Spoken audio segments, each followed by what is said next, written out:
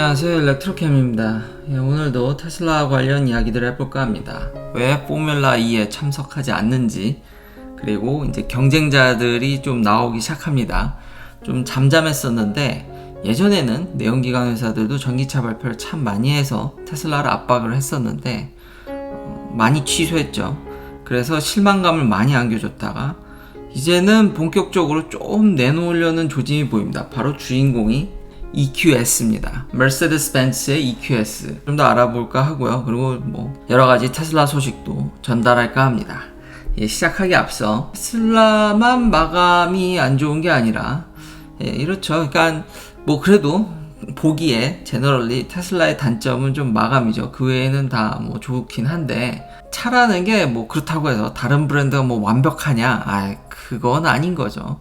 대량 생산을 하게 되면 문제가 생기고 리콜은 늘 달고 사는 거고 리콜을 어마무시하게 맞는다라는 걸 제가 누누이 NHTSA를 통해서 많이 얘기했던 것 같습니다. 그래도 이런 리콜이 또 오는 이유가 포드 마기가 이 위에 글래스가 이제 떨어지는, 그래서 옛날의 영상을 보면은 테슬라 모델 Y 유리가 진짜로 날아가서 심지어는 차를 뽑고 집으로 가자마자 그게 날아가서 환불하는 그런 사태라든지 초기에 좀 분량이 좀 많았습니다. 근데 많다고 해서 사는 족족 그랬다는 건 아닙니다. 근데 좀 유독 그게 여론의 문매를 맞을 정도였는데 이제 포드 마기도 그게 떨어진다라는 거죠, 글래스가. 그래서 리콜을 때렸습니다. 테슬라만의 문제는 아니군요. 그리고 찾아보면요, 그게 문루프라고 해야 되나요? 이렇게 거대 글래스로, 천장을 글래스로 하게 되면 그게 떨어지는 경우가 종종 있더라고요. 물론 당연히 심하면 NHTSA가 리콜을 때리고 현재 모델 Y는 그런 문제는 보고되고 있진 않습니다. 근데 과거에 테슬라의 그런 마감에 대해서 많이 비판적이었던 사람들과 포드 역시도 똑같은 문제를 겪을 줄은 누가 알았겠습니까? 그래서 마기가 위에 글래스가 떨어지는 문제를 인해서 리콜을 때렸다. 그래서 가져왔습니다. 자, 오늘의 주요 내용인 드디어 머세데스 벤츠 EQS입니다. 이게 참 말이 많았죠. 일단 유럽은 좀 출시된 것으로 소량 이렇게 보이고요.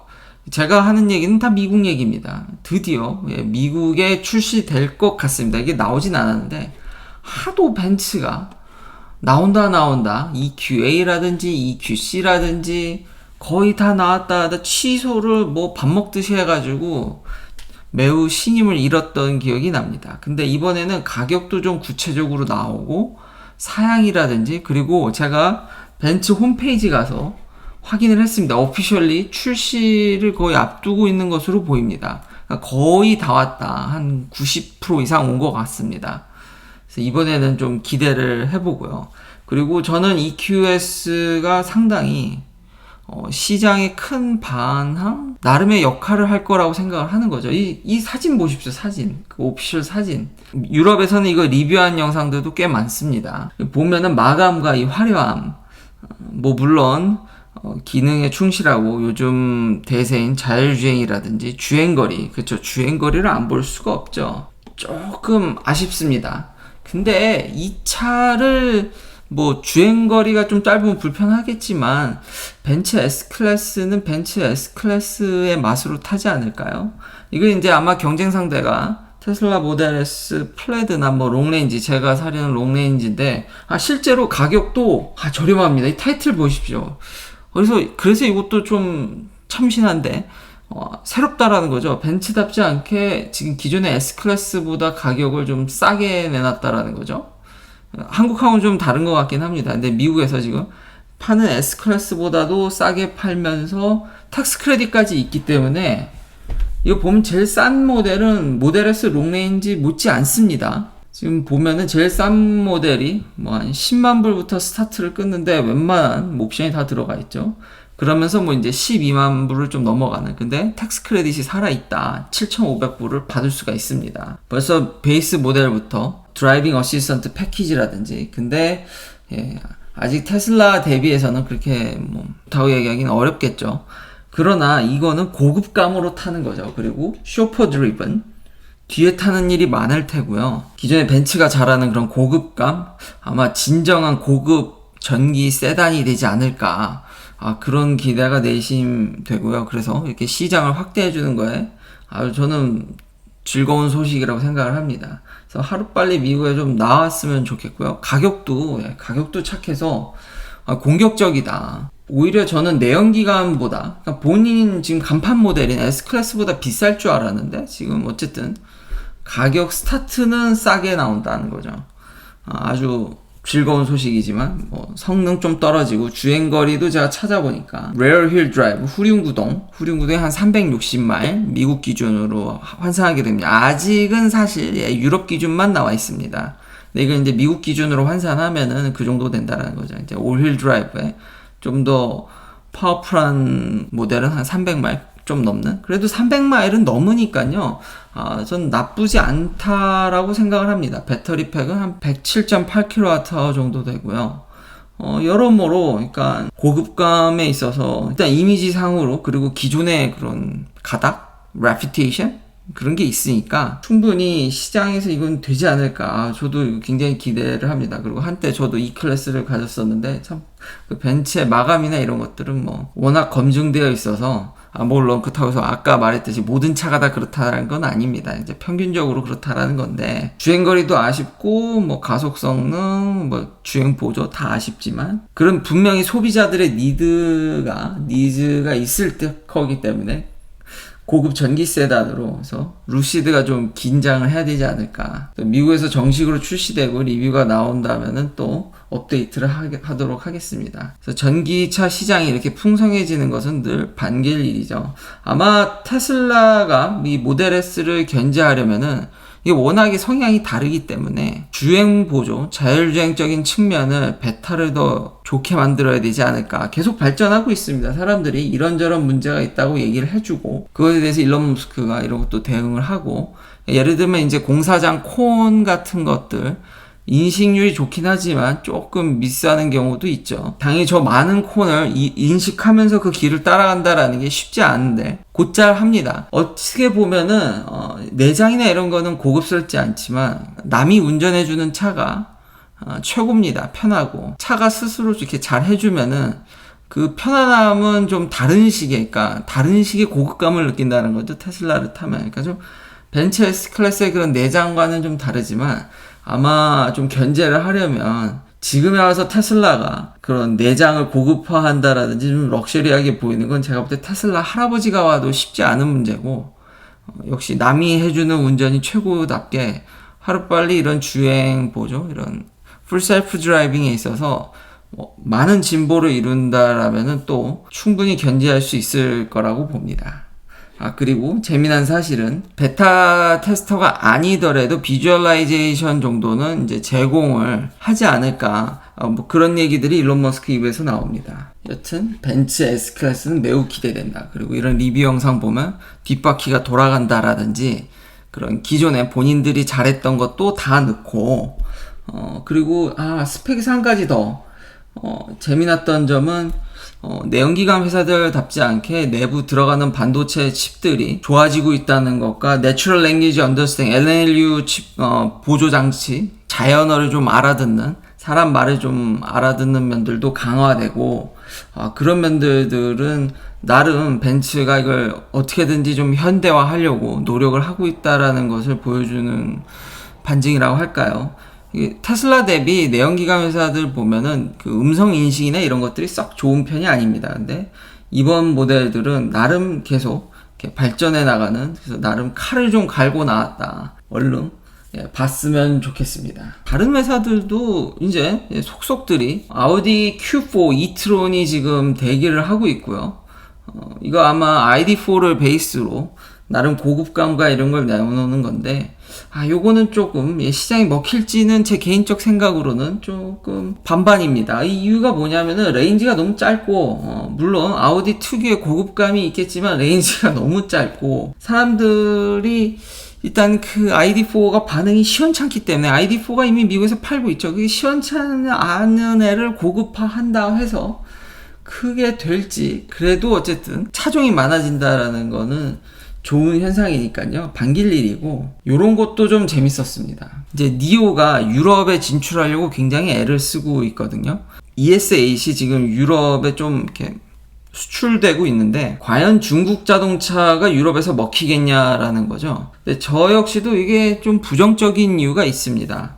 원래 니오 같은 경우는 배터리 수압으로 유명합니다. 그러니까 중국 내에서 배터리를 빨리빨리 갈아서 충전보다 더 빠르다는 걸 초기에 얘기했지만 지금 고속 충전이 꽤 많이 보급되고 있고 테슬라를 필두로 미국 내에서 일렉트리파이 아메리카라든지 뭐 유럽의 아이오니티 그런 회사들이 있는데 그럼 니오의 강점인 배터리 수압은 유럽이나 미국에 오면은 아직 뭐 미국에 오지도 못했지만 유럽에는 아직 건설한 게 없거든요.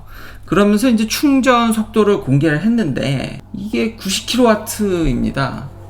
좀 아쉽죠. 요즘 나오는 신형들은 심지어 배터리 사이즈가 작은 전기차들도 100kW를 그냥 훌쩍 넘는데 물론 이제 콤보 타입으로 충전을 할 수 있는 게 다행인데 워낙에 수압에 초점을 맞추다 보니까 좀 현재 트렌드하고는 맞지 않아서 그렇다고 지금 그런 배터리 수압을 지금 니오 혼자 유럽에서 많이 깔기도 쉽지 않고 지금 테슬라는 충전 그 환경을 타사에 좀 어쨌든 차등이든 어떤 정책적 차이가 있긴 하겠지만 오픈하려 하고 다른 경쟁사들도 있어서 같이 경쟁하면서 이렇게 푸는데 니오는 좀 충전 환경이라든지 이런 면들이 아쉬워서 이게 중국 내수용이지 그러니까 나오려고는 노력을 많이 하는데 이건 더 어려워 보입니다.